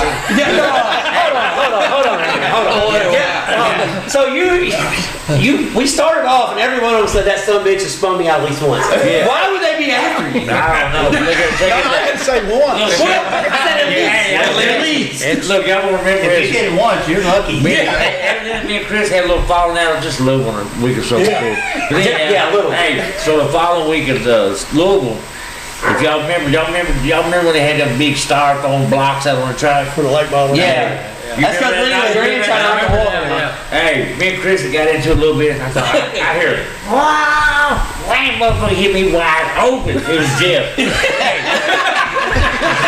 Jeff did his dirty work. I thought, damn, where'd he come from? Hey, he hit me wide open, and he bounced off me and hit them damn styrofoam blocks up. I remember Starkville whenever Everybody was bleaching, it looked like it was snowing. Yeah, I remember thinking, what is he doing? Hey, Jeff hit me wide open. That probably cost you $25. We went to Whitesville race, remember with the old Cadillac? I had won every big race down there every year. So I told Raymond, you drive the Cadillac and I'm gonna win, you run second. I had 4 new tires for the Cadillac. That wasn't and enough. 4 new tires for mine. And then about 6 or 8 spares on the trailer. So we went down there, I think we had fast time, started up front, and Raymond was in the back. Look, get going. First lap, he got a flat tire going in. Oh, my little brother, throw it on the marker, save the tire. Yeah. So we go in there, first lap, I'm coming around, there he goes in the pits. Go a little while later, there he goes in the pits with the flat tire, and I thought, shit, well, I'm gonna win it, hell, he ain't gonna run second. So finally, a couple laps ago, he goes in the pits and he never comes back. And I heard you show like tire. He's raising hell, to Benny, he said, what the hell, where's everybody at? You ain't changed no tire, I had a flat tire. He said, we ain't got no tires. He flagged every car we had. I had flat as a flat, something had to be rubbed. You think? Your fenders. I said, Mike said, save the tires. He said, what? I said, he wrote on the dash, save the tires. He said, shit, I thought that's it to be in the tires. I went to Indy for the 3-hour, and he drove my 5-car. You know, you couldn't run a roller rocker. Didn't say you couldn't run a roller lifter. So I had stock rockers that was welded on, cut on, and it had a roller cam in it. I said, whatever you do, don't buzz this thing, because it was a little motor, but it turned like 82, 82, 83. I said, try to keep her under 8,000. He turned 86. Oh, about 88. Piston come out the side of it. I said, whatever you do, don't spin the tires. I said, just go. They called me on the way home. I said, don't tell me. I gotta tell you. I said, call me tomorrow and tell me tomorrow. Don't bust my bubble again tonight. Oh, Big Bob. Well, Calvin's the one that said he had to build Raven a small motor because whatever he built him, that's what he was going to use. Yeah, so what you would do, we would build him a motor that he had to run wide open because we know he's going to run it wide open. And it worked good, too, didn't it? Yeah, right. I mean, we're joking about it, but that was actually true. He had to run that summit wide open because he's going to run it wide open. What about he go out and run the heat? Remember, you go out and run the heat, win the heat. I want a hot dog it a little, cock it sideways, dirt track it a little. Get a little loose on Yeah. Come in, he said, you're running them tires in the feature. Oh, come on. No, you're running them tires in the feature. You're going to abuse them tires. That's what you're running in the feature, bro. Sure enough. Baby, run them tires. So that's what he had to run. Yeah. Well, next time, he He didn't learn. Hey, when we did that qualifying shit, Lil Ray, we had a set of tires. Oh, man. We got to come in and switch them? Yeah. Have to go out and set fast time, I go out and bust his ass. Or vice versa, but I think I was fast qualified for a I minute. set time in You had any part of 97. the car? No, in 97, I had set that they were down to the threads the last 3 qualifying sessions. I set fast time the last 10 weeks in a row. It was championship night. Me and Chris going at it for the championship. And I'm like, man, I put new tires on. And, you need 9,000 laps to break these tires in. And old Brent Spooner, God rest his soul, we're getting ready to race and we're off. We're just not fast. I'm like, we can't do nothing. We're not going to make it. Spooner says, trust me, dog. These tires will make 25 laps. I'm like, they've had threads showing For 25 weeks. For 3 weeks we've been qualifying on it. He said, they'll make 25 laps. I swear to God, we run them at night too. Yeah. Tony had it set like at, back in the, probably 94. He was winning everything. We had a set. I literally break them down and put patches on the inside to stick tubes in. I mean, run them just bald slick. Yeah. Those are your good ones. Yeah, they're both qualified. Yeah, if you go down forever. So I know we used to buff tires, but I think like later on we went to them Diamondbacks. I think you two may have been the first ones that started cutting them. Yeah, Possibly. And you were really fast. Then years later, at Louisville, or Sportstrom, y'all probably done quit by then, we started running some kind of recap again. I thought, you know what, I'm going to get some tires cut. And I was winning every week. Hey, without a race, hell when you got I wouldn't let Jeff or Mark see them. I'd wait till they got in practice. I had to buy new ones in every race. That's right. But I would put them new, I'd be 4 or 5 half second faster than everybody. Hey, that tire machine, you talk about cutting them tires, that tire machine that you ended up with, I think Hooker ended up with, I don't know where it's at now, but anyhow, I had a tire machine about 30 years ago, not as long as that. Let's see. Well, I had it for years. Yeah. I wasn't patient enough. I'd run the hardest. Hold on a second, Chris. Let me tell you a story about Chris cutting a tire. So Chris said, we're going to skim these off and we're in here. And Chris starts crying. I'm like, whoa, Chris. He cut the center of the tire. He cut it to the tire popped. He didn't even stop. I'm like, what are you doing? Blew the tire off. That old tire machine, boy. Yeah. I'm telling you, boy. That made them tires go. It break my shoulder. We cut them down to 330 seconds. They're good. Nothing's got any They great. wouldn't even touch half Well, the Mike got tire. the blades for us. Yeah. We really got the blades. But anyhow, They would I tell you a story outrun about that like tire shit. machine. Chuck Winters brought me 4 tires. He said, Johnson, it's the only tire I got. And he had a big 100 lap or something coming up in Louisville for his late model. He's over there and I got all these little baby food jars with different chemicals in it. He's looking at them on the shelf while we're mounting these tires up. He looks up there and these chemicals are smoking. He said, Johnson, I'm out of here. I said, what? He said, them chemicals are smoking. They're probably bad for your health. And I had grip, cars or whatever. And I had Some of them had a little bitty piece of rubber and some of them swelled up, hanging out of the jar. But look, I had a little light that come down my garage and put the heat on the tire. And the last tire chucks, I trued it up and I had it sitting there heating overnight. Next morning I come in my house and my house was garage was probably about 30 feet from the back of the house and I hear boom, boom, boom. I thought, what in the hell? Hey, this tire done picked up all that cut rubber up off the bottom. You know what I'm saying? Hey, this is a big ass egg, you know what I'm saying? Boom, boom, boom, boom. Going around here, that light, there's all kind of chaos. So anyhow, I called Chuck. I said, Chuck, you ain't gonna believe this. He said, don't say nothing, Johnson. I said, I'm telling you, got bad luck over here. He said, you fucked my tires up. I said, no, just got one of them look like a big egg. He said, only got 4 tires, Johnson. I said, I get it one day. I had to go out there with a steak knife, carving and shit like that. It done vulcanized back to the car like a big ass egg. Good thing we had social media back then, boy. We've been missing. First time I ever messed with tire dope, I got it from Kurt. Yeah. Went over to Kurt's shop. Couldn't hardly get around there without tripping over an engine block or something. Right. And They went through a few. Yeah, we had a couple of He had those. open box tubing bumpers, not capped or nothing. He'd stick an old axle in there, bolt my wheel onto that axle, and we're sitting there spinning them and wrapping them with tires and not wringing the rags out, and they're just running them up, shit running everywhere all over the place. I'm like, I'm gonna die. This is not good. Yeah. Yeah, but then you went to my shit and got it checked though, found out what it was. didn't you? No, that was I took Jimmy's. Yeah, Jimmy, that that's what helped it was. me. That's what it Was that was. same stuff? Yeah. Then I took your shit.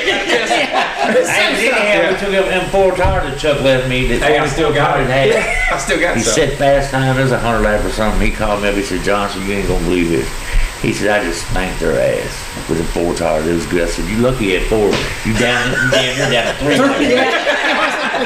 The best thing y'all could have done is just bolt one Mercury on the left rear. Hey, but If you ran over, because that's what we did. I could lap the field if I wanted to. One year at Louisville, we could run the poly tires or the Comanches. Y'all remember that? Well, that was just at the beginning. yeah, Well, I just remember, I think I was the only one who run the Comanches. Yeah, right. And David just ordered like, he got in like, I don't know if Chuck was driving for him then, I don't know, but he got in like 24 cases of grip. I got them Comanches and I was selling them and I was winning every week. y'all was putting it on the inside of them, wasn't you? Inside, yeah, inside. Yeah, and them things were, Yeah, we they were, were the first bad. time I went up to Salem, when Alex first went up there, he'd never even seen the racetrack. And we go out and it's 75 lap race and they're all talking nothing about tire dope. I'm like, man, y'all don't want it up here. You don't want, you can't make it work, it won't work. And we passed Will Kimmel on the bottom of 3 and 4 in a 75 lapper with like 3-4 laps to go.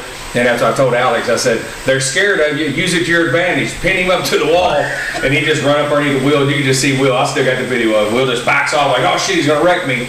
And they all still say, you can't run that tire softener, it won't work. I'm like, I can tell y'all right now, we know some good chemists that can make these tires The only good. late model race I ever won in Salem was a 100 lapper. I was there. Mark Harmon doped my tires. Yeah. I remember I won, I was standing out in victory lane, God, that stink. And them tires were so good. I thought, There was impounding tires for the Outlaws at Sportstrom one night, and I had struggled there, and I finally figured out how I was going to beat their impound.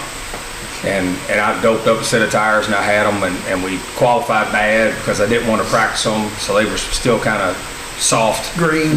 Greasy. So we start working our way through the field and we're mopping our way through. Normally I'm hanging on to whatever I can and not trying to go backwards, and I'm going through them. And I get up to second place and I'm trying to pass Corey Harmon. He's leading. You know he's blocking. He's on the bottom. He's and still stopping. blocking today. So I'm wearing him out, and I'm trying to get my nose in there, and the lights go out. Well, fuck, I pass him. Lights went out. I've been racing Sportstrom my whole life. The light's always been out. So I pass him, and I'm still racing. Now they're throwing black flags and everything out. They stop us, leave us out on the racetrack because it's an impound race, you know. And then Ben Tunney's big ass nose, he starts walking around and he's smelling it. And he comes up and tells Brandon Taylor, he's like, somebody's using tire dope. Somebody here's got tire dope, I can smell it. And if at the end of a 50 lap race, the smell would have been gone now. But we got that damn they black flagged us because the lights went out and stopped us. And so I went on we were trying to restart the race, and I spun Corey out for the lead. Sent us both to the tail. Corey's pissed off. I'm like, man, I didn't want to go to the tail either. I'm trying to pass you, you know. And then Brandon Taylor comes up to me after the race. He said, rumor had it that you're the one that had the doped up tires. And I said, well, that's your job to figure out. He said, if I would have teched your tires, would you have fessed up to it? I said, well, if you'd have caught me, then that's your job. You got to do your job, you know. And I said, We know how that goes down. and we had talked about it. I said, I think I can get these in. He didn't catch me. I said, but if we get caught, we just got to throw our hands up and say, hey, thanks for doing your job. Because I didn't want the tire dope, and I was bitching that everybody was trying to get away with it. And they never did catch Mark Tunney. Yeah. So On the track, Well, you know, you was talking about cutting tires. Well, back when we were cutting them tires, for anybody who knew what was really going on, we wanted them to think we were soaking, you know, when we wasn't. So The Kool-Aid. yeah. So we had, but we did learn if you hot lap and you cooled them, it They cured 'em, yeah. They cured them. They would go forever. Yeah. So we'd come in, take them right off, and we had this tub that we put water and Kool-Aid in. Pink or red No, Kool-Aid. it was like red, Yeah, red, red. blue. Yeah, So red. anyway, so we come in and do it. So this went on for about They're 2 or rolling 3 the weeks. tire We're in, rolling and it's just and we're everywhere. actually cool. So they think we're soaking tires. So I remember they Right come in front down of there. So they come down there. Remember they come down there. So Raymond said, "They're saying, oh, you can't soak. You can't do that." Raymond said, "What do you mean?" "Well, y'all soaking tires." Raymond grabs a cup, reaches out there, scoops it up, and drags it. And says, "We ain't soaking shit." Now let me tell you a true story about tire softener and Raymond. Oh, shit. We're up to 3 Hour, and Joe Morse was good friends with Mark Harmon, and Mark Harmon had a good tire dope. And I'm like, I gotta handle this. We get some of his shit, we can find out what it is. Break it down. So Joe Moore gets in there and gets a Mountain Dew bottle full of tire dope. And I got it sitting in my Suburban. We're at the hotel, and we go up to a strip club. Deja Vu has got midget night. Midget strippers. So Raymond's like, hell yeah, we gotta He's like, we gotta go. So we all pile in and we go, and I gotta get back. I got a race tomorrow, and I ain't staying out all night. So he's like, we're going back. Can I use your truck? I'm like, yeah. So he keeps my Suburban, drops me off, comes back the next morning, picked me up, and I'm like, hey, where my Mountain Dew bottle go? He said, man, I don't know what that was. That was the nastiest, sexiest shit I ever had in my life. I threw it out the fucking window. Lost the tire dope. You know how hard we worked to get that? Hey, that was the second time I experienced drinking tire softener. One time I was in my driveway having a tire machine here going. Had somebody's rotisserie, had 4 or 5 of them in a rotisserie, and I was painting them on them with a little paintball. Well, my little nephew had went in and got me a drink. It was in the same kind of cup as I had my tire softener in, right? So I set my tire softener in the wheel of the truck, and I was, man, it's hotter than motherfucker. So I grabbed it, as I turned it up, I'm thinking, this ain't my drink. Hey, I done took 2 big old swallows of it, right? I thought, oh, so I'm trying to spit it up. And they had skill in the head crossbow. You know what I'm saying? This was that shit. Tony, hey, the only thing that's sticky was my eyebrow. Hey, then I went in and woke my old lady up. I told her, I said, you need to call poison control or something, find out what's going on. I said, I just dropped the chick, got skill in the head, the crossbow. Don't know what it was. I might be getting checked out. She said, well, I said, yeah. Then I tried to talk the other side of the booty, you know what I'm saying? She wasn't hearing none of that. She said, you get right now, you work on the side of the ass. But see, that's why when he siphoned that gas out, it didn't bother me. He was drinking tire softener. Hey, what about when we was at Sports Drome one night, and he comes over to my trailer, and he's like, man, I need a piece of Lexan. I'm like, for what? We just had the little pieces in front of our face. He's like, man, I grabbed carburetor cleaner and cleaned my windshield with it. Fuck And he turned white.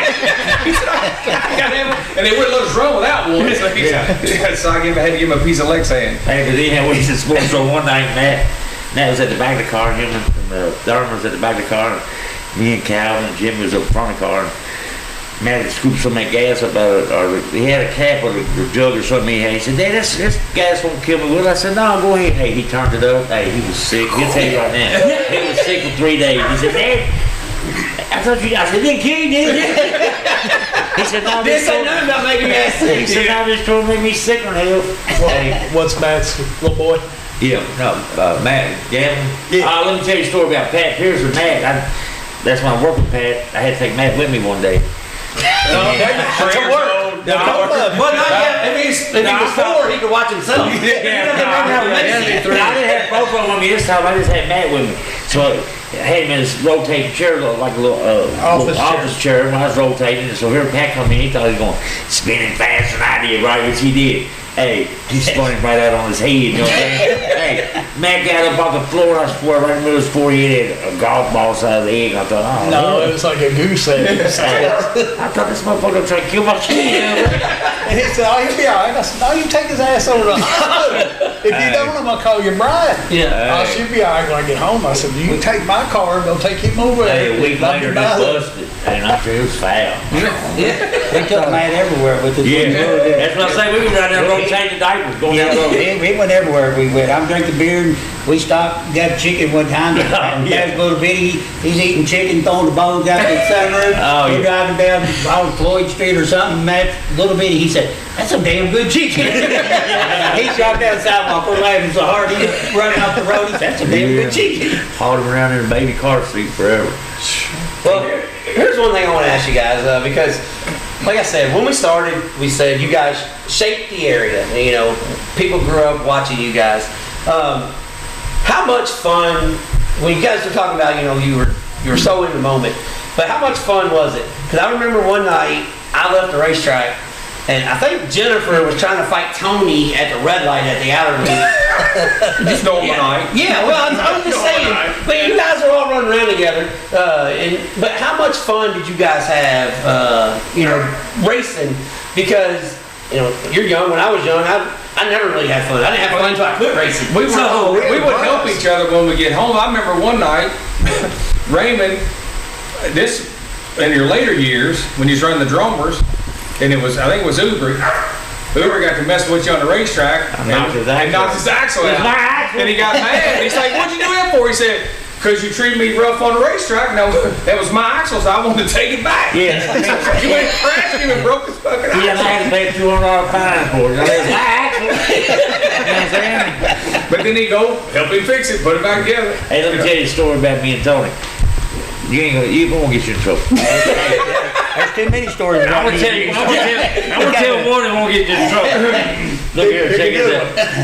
We're not going bowling, Raymond. Yeah. No. We're not going bowling. No, they ain't gonna get his head bust when he gets home. Hey, one morning, I heard my old lady say, "Raymond, you parked the car." Oh, shit. I said, "Hey, it's fun." That was one of the he never drank. That was one of the very few times he drank. Yeah, and I wasn't 20 years old at this time, 21 at least. Sicker than hell. Hey, yeah, he done had me out drinking. I was drinking that alcohol. Serious shit too, evidently, because my old lady said, "Raymond, you drive home?" I said, "Hell no, I didn't drive home. Tony drove home." So she goes in there, Tony's on the couch sleep. She said, "Tony, you drive home?" And he said, "Hell no, Raymond drove home." She said, "Well, whichever way you drunk motherfuckers park that car out in the middle of the street, y'all have to go move it. There's cars trying to pass from both sides." In the middle, we pulled up in front of his house and just parked in the middle of the road. I still think he drove. I think you drove. I ain't on enough. Damn crossroads, man. Hey, we might let the keys in. Hey, go back to Huey. Look here. One night they had him down Shaky's drinking. So he goes home. He goes. Artie's still got the Shaky shirt on. So Huey goes home. He said, "God damn it, Raymond, I waited till the sunlight come up before I went in the house." Then Martha said, "Huey, not only did you not lock the door, you never did close the door." He said, "Well, goddamn, Martha, it's sunlight outside. Why didn't he close the door?" Hey, he was something else, boy. Yes. He was something else. So, I'm going to let you guys answer this.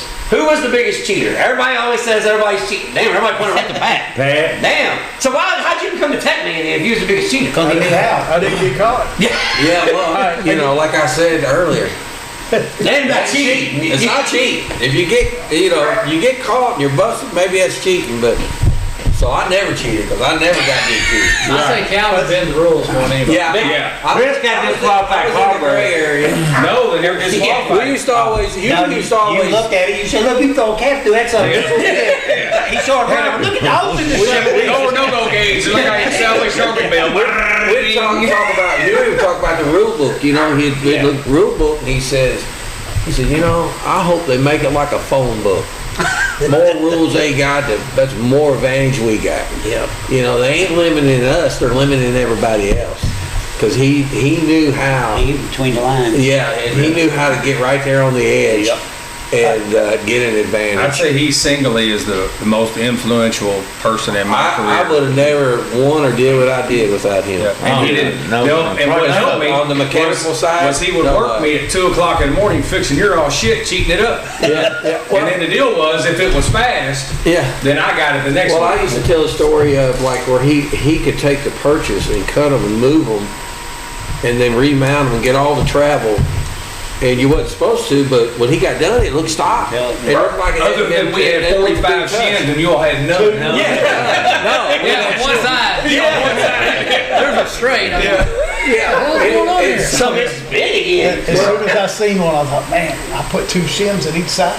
Yeah. That way I got room to move. And Yeah. I go over and everybody's like, Yeah, they got theirs, got them all wired in. got a big wad in the front. They all fall on the ground. Yeah. And so one of the things he'd be doing, like where he was having an advantage, is he was coal binding the car.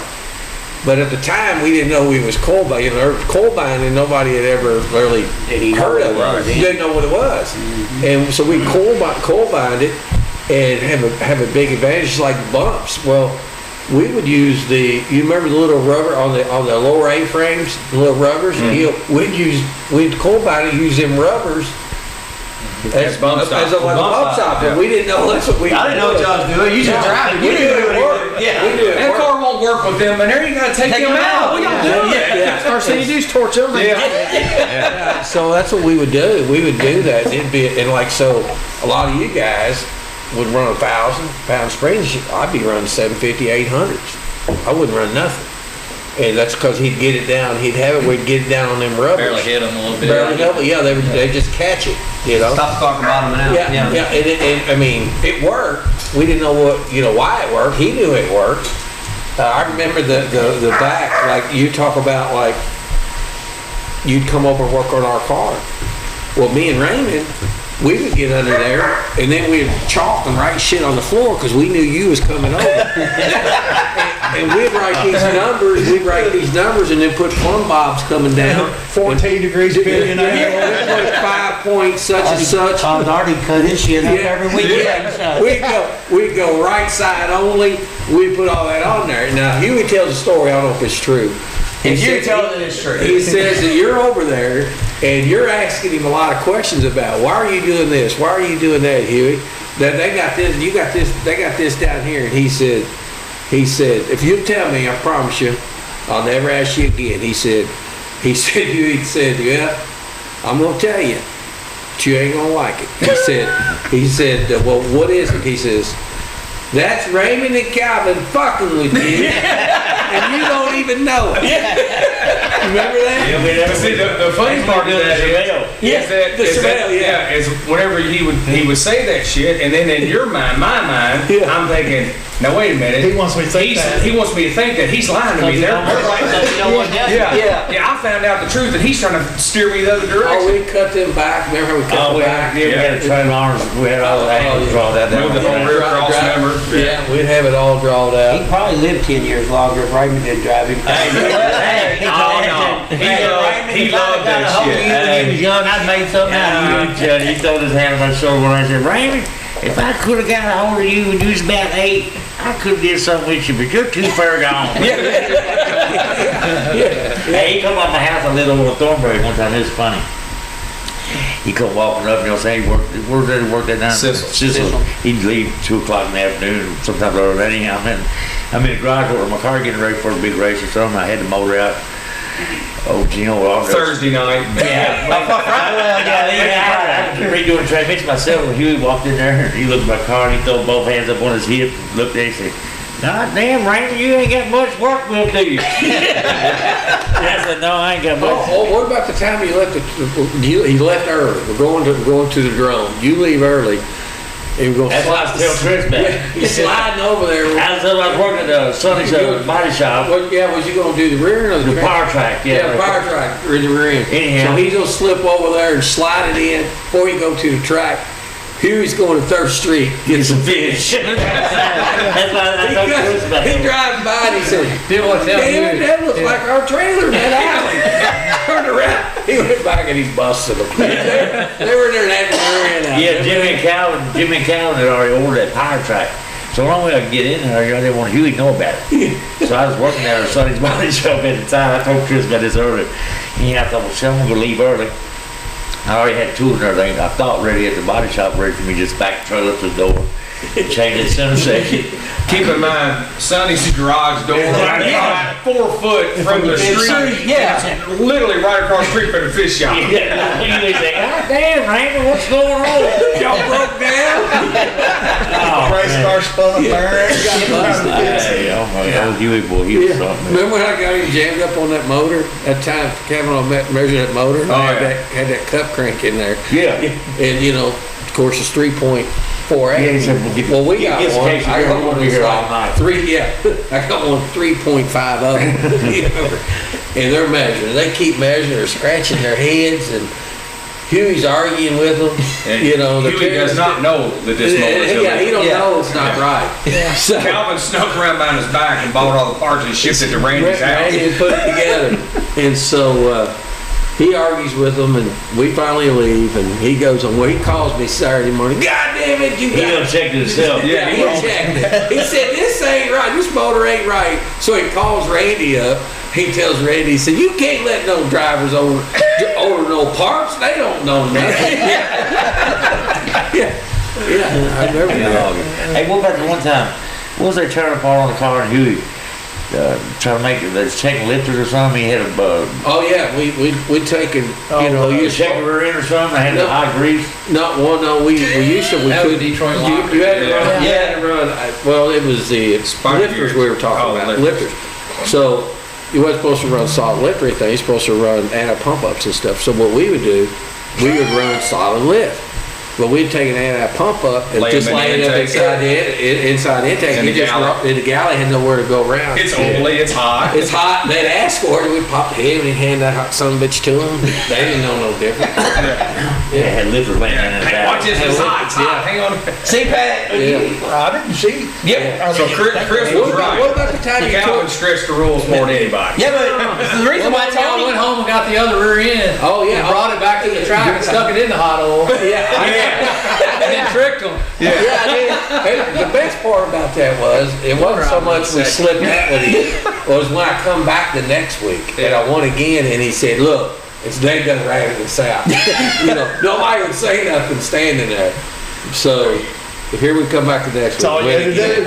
We'd still be He friends. said, he goes, I want the rear end out, and you ain't doing it here. I want it up front. And I remember Tom Winters he was really on it, man. Yeah, right. So we go up there, and I said, you can't pay no attention to what they tell you. They're lying to you. They're jacking you all up. Because I knew we'd switched it. So we go up there, we pull it out, and we had welded up spiders. I remember everybody stood there and looked, they're like, What the hell? what the hell? They got him again. That's like I remember. Tony was the first one to stumble onto The the shop. carburetor one was the best one. I told him when us three, me, you, and him run 1, 2, 3, they confiscated our carburetors. And you had that MacGyver when you built that day, remember? He had that Predator. And That's a different time. and you put a vacuum secondary in there, remember? I did, And that's they right. accused you over the carburetor. When you had the most legal carburetor. Yeah, my car was junk. Yeah. He had a big double got the bumper.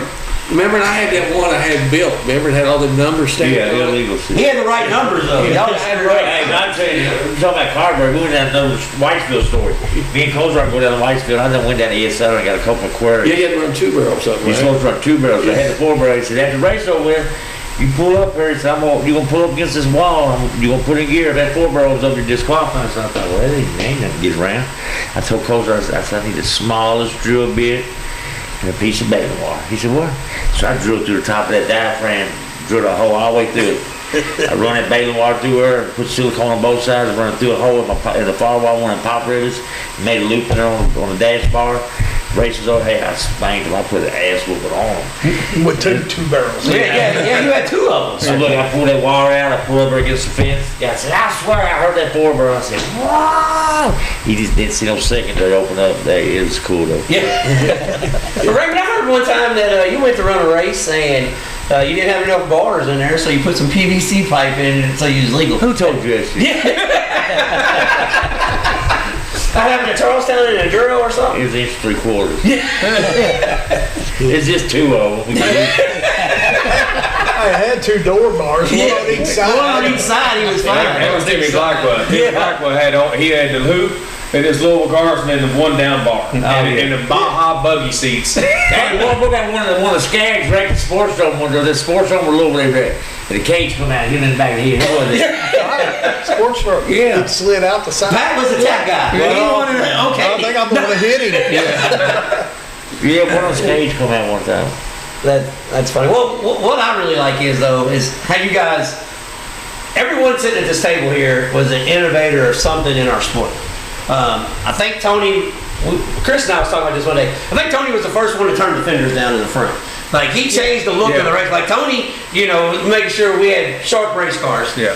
And Pat didn't give a shit about nothing but chrome wheels. Right. He didn't care. Oh, no. Painted with fluorescent wheels, yeah. But yeah, chrome wheels a little bit. He can hide more stuff like that. Yeah. That's what Huey taught me that. My first new car I had Huey built, me, I'm all flashy, got the chrome wheels and all that shit. And he's like, what color are you going to paint here, Artie? I said, I'm going black and yellow. I want a yellow chassis. My dad's favorite car was black and yellow. All yellow chassis, black on top, yellow on the bottom. He said, if you're going to build a car over here, we got to do the interior yellow.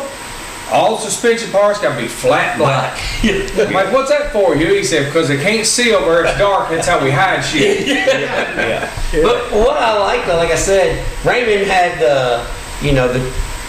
everybody thinks Raymond's an idiot, unconscious, but everybody knows he's got a good heart. And Calvin was the first one that said, I'm going to bend every rule I can. And Chris is like, you guys just wreck each other. I'm going to run second, third, fourth and win every championship. And what I like is Artie tried to kind of imitate all you guys, depending on what stage it was. He was either going to be smooth, he was going to run over somebody. Yeah. So you guys all kind of just played off each other. When I first got on the scene, Raymond had been running for 700 years since he was 3, and Chris had just started. He was getting good. You have that 4-wheel drive Monte Carlo. Yeah, with the Monte Carlo wheels or the Chevy van wheels on it. Yeah, and I told my dad, he was trying to teach me what to do and how Bill Riley Sr. done it or Ron Hargensheimer done it and all this. I said, Dad, if I can be as aggressive as Raymond is, with a little bit of the smoothness that Chris has got, I'll be the greatest driver ever happened. And that was honestly, from day one, I tried to model myself between Chris and Raymond. He drives 1 foot. Yeah, I always drove 1 foot. He drove 1 foot, and when I heard that, I would try to hit him. I think you drove with 1 foot until you start driving sportsman cars. Because when he would lift, I would time it to where he would lift off the gas and go to the brake with 1 foot. And I tried to hit him in the ass right when he did it. Power brakes and power steering. Yeah. I power brakes. Yeah. I was one of the last ones. I run power brakes forever. Yeah. Well, then I drove 1-footed till I it was way up in the sportsman. 2000s. No, I run 1-footed all back then. Even with the sportsman car? 1 year, I just decided it was probably 04, 05, somewhere in there. I thought, I'm going to start driving 2-foot. Everybody else does it. Maybe it's better. And I got fast time the first night driving 2-footed. I thought, okay, well, I can do this. I'm starting on the pole of the feature. I go down to the turn, and I hit the brake with both feet.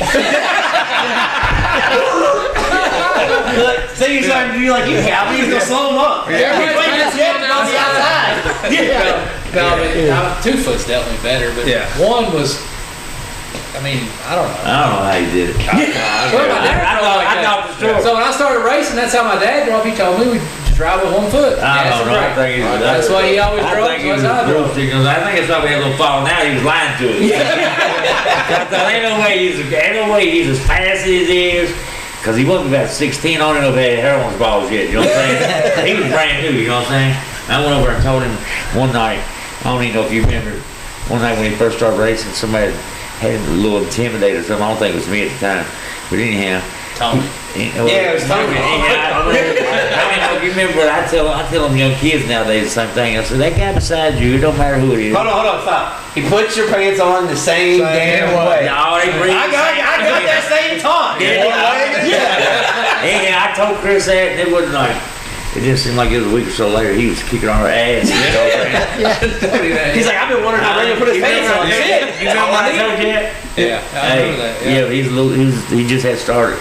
And probably wish I hadn't told me. He'd tell me, I'm only driving 1 foot. I thought, well, God damn, we don't start. I ain't telling him. Switch. You know, I did come to ask us at the store, the guy down there, I said, how many feet you drive with? He said, 1 foot. I said, ain't no way. Me and Chris, we had a lot of battles, but I don't think we ever threatened to kill each other. No, I don't think so. Now that happened between the guys that you're right. The women were off the chart. Yeah. I'd go home and I'd have to hear all this shit. Calvin was I always said about Calvin.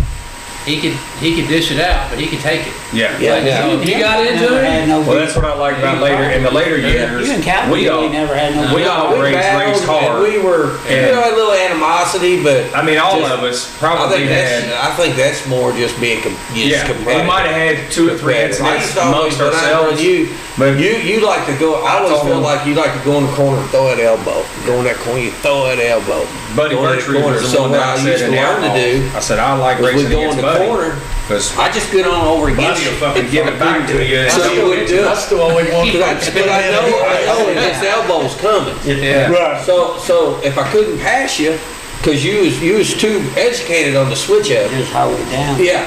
So I would if you thought somebody was fast, you'd throw a little elbow out there. So I got where I would go in the corner, because I was always afraid to cut my tire off.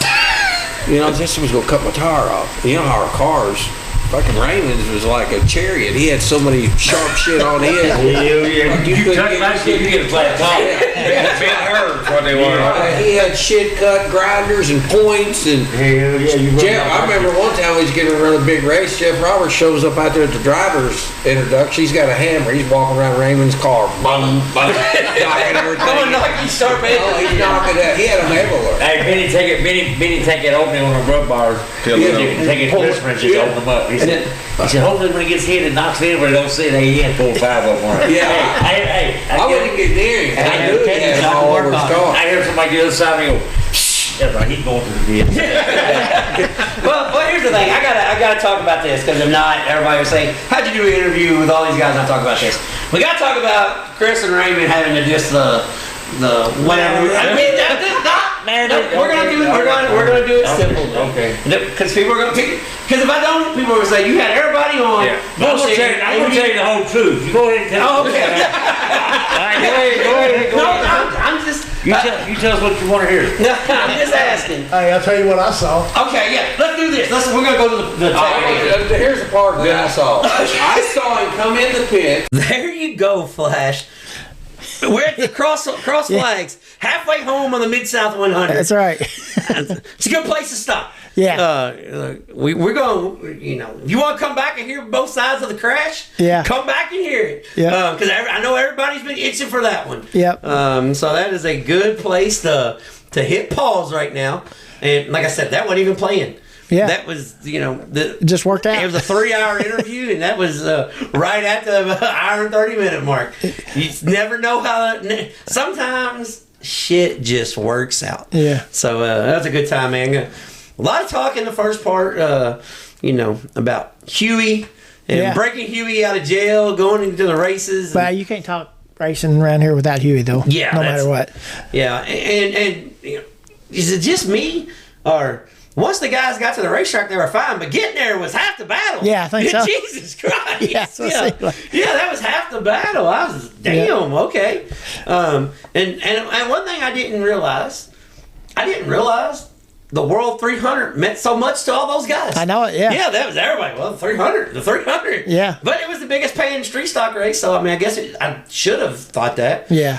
See, I would have thought... Me personally, that's a good job by Artie to ask that question. Yeah. And one thing was, I had somebody that when I pitched this ideal to them, they said, "Well, how are you going to ask the questions?" I said, "Hopefully, it just takes care of itself." Yeah. Hell, Artie brought questions, and then Chris talked about 25 years. He never would have dreamed that he missed racing with those guys when you were fighting with them. Right. And it's just a really good. It was a really fun time. And one thing, Raymond came by the other night because he's needed some parts made for his race car. So I still do stuff on the side. Yeah. But Raymond said, in Raymond fashion, he said, "Dog, that was fun." Yeah. He said, He said, if this podcast don't get no views, hell, everybody went to Louisville Speedway's dead. Yeah. Yeah. I think it might not get them the first day, but I think once word gets out, yeah, you're going to see I think our second day numbers is going to be better than the first day. Yeah. So, but we appreciate everybody, being so gracious with their time, and like I said, part one just getting started, guys. Yeah, that's what's crazy on this. Yeah, there really could have been a part 3, 4, and 5. Oh yeah, but I had to cut it off because. Well, it was almost midnight. Yeah. So, I'm like, guys, whoa. But they wanted to keep going. There was nobody wanted to stop. No. So, it was a good time. And I had somebody ask me, did hell freeze over? Yeah. How the hell did you manage that? I said, man, I'm like, how'd you sell them on that? I'm a hell of a salesman. Yeah. Harry Hogg. I'm like Harry. Yeah. I'm a hell of a salesman. So, but yeah, that was a... It was a good time. It was a good time, man. It was a lot of fun. It was and guys, listen, I'm serious. If we get 100 shares, I'll put this out. Kurt will share it, and I will share it. That will be 2. Yeah. So we only need 98. Yeah. If we get 98 shares, the next episode won't come out on a Sunday. And when you do share it, hit the subscribe button too, please. Yes, subscribe. It doesn't cost you anything. We don't send out no goofy stuff. No. So all you're gonna do is get a ding when the new show comes up. And I'll be honest, most of you guys are waiting on that anyway. Yeah, and I'll be honest, it's gonna be Sunday night around 11 when usually it comes up. So you're ready. So it's ready for Monday morning. Right. Some people already know. Hey, this is gonna be out on Sunday. I got people that already know this, but I wait till YouTube does its thing and post it Monday. So that's how it works. But we appreciate and I hope you guys enjoyed this one. This old racetrack segment. Been fortunate. Got 2 of them back to back. Yeah. And really gonna get 3 back to back. Yeah, gonna have 3 actually. Yeah. You have 3 of them back to back. So, no upcoming events this week. None of that. We're not. If you tuned in for that and you don't know where to go this weekend, just shoot me a message, all right? I'll take care of you. Yeah. I promise you. Just shoot me a message and ask me, hey, where do I need to go, and I'll let you know what's going on. But this one here, I want to say thank you to Jeff Ward for letting us use the old racetrack segment. And you guys, if you haven't listened to Jeff Ward's stuff, you need to go listen to some of his other songs too. That's not his only good song. He's got some other really good songs to listen to. Yeah, he's a hell of a musician. Grew up in the racing family. A friend of the show, so we can use anything that we want. And he told me when I told him I was going to do this, he said that might be the coolest idea I've ever heard. And I said, well, don't tell nobody, because we ain't the smartest mugs in the world. We don't know if we're going to pull it off. Yeah. So we're just happy it worked. Yeah. But 100 shares and part 2 will be out. We'll give you to Friday. Yeah. These guys raced on Friday night. We will rock you. If we get 100 shares before Friday, part 2 will come out. There you go. If we don't get 100 shares, don't tell me you want more racetrack segments. Yeah. Because you didn't do your part sharing it out. So, we talk about growing the show. We appreciate it. We're at 57 countries now. Yeah. Was that what it was? 57? Yeah, 57. Yep. 57 countries. Still crazy to me. Yeah, I know. It's unreal. I have no idea how, what, when, why, or where. Yeah. But it happens. Yeah. I know where. Yeah. I know where. 57 countries. Yeah. 57 countries, and we're in 41 states. Dang. 41 states have listened to us. So that's pretty good. Yep, it's not all of them, but we're getting there. Yeah. We're getting close. We're getting close. Yeah. I'm about to start sending friend requests of somebody in those states. Yeah. Wyoming, you're going to get some friend requests really soon. But you got anything before we get off here? No, I don't think so. Part 2. Listen, if you want it, and like I said, you're just now getting to the good stuff. Yeah. We're just now getting to the... There's some more, hey, I got some stories. And then the other guy sitting across goes, hey, watch what you say. Yeah.